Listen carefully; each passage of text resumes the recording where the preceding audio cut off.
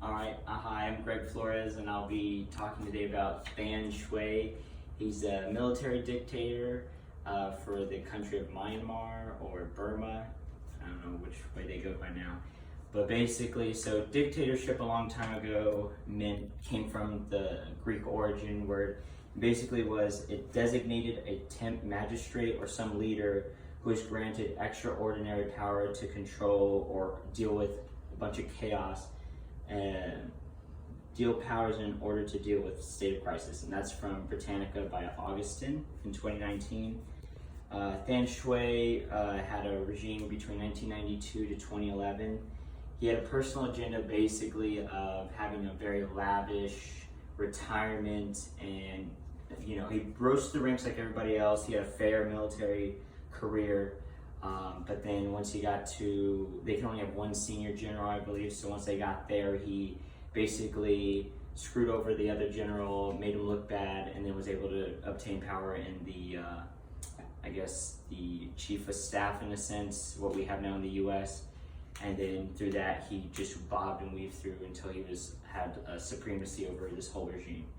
Under that, he had a big staff that was supportive of him, but in the dictator's handbook, you need ingredients to run a good dictatorship, and he didn't really have all those ingredients because he had lacked the, I guess, even though he's good with people, he lacked the right to empathize with them and make them feel like they wanted to be part of it.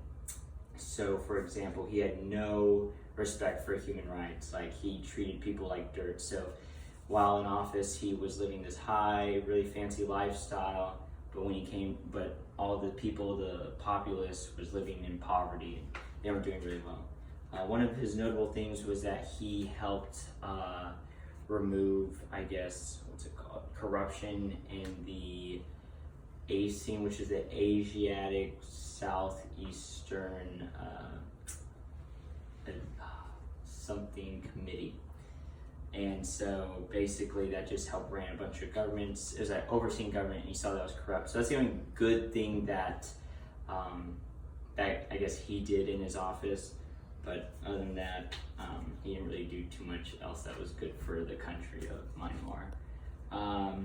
After he resigned from office in 2011 along with his staff. So I think they never really say the, I guess, reason why he resigned, but it was something along those lines. He maybe just wanted to get out, but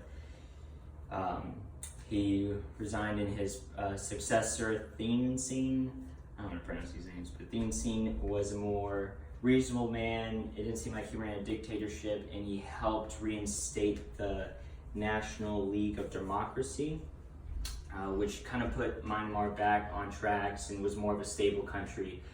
Economic growth went up and everything else as well. So it just goes to show that, I guess, dictatorships are not the best idea. I think how the Greeks thought of it was, and originally kind of like martial law. People have unlimited military power to deal with chaos here. I think that was a great idea back then, but I think people got power hungry with it and wanted to keep it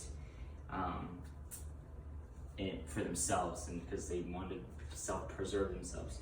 So I think back then it was a good idea because it dealt with all problems in one fell swoop. So if we could go back to that, I think dictatorships would be a good thing, but it's not a last resort anymore. It's like what everybody wants. So thank you.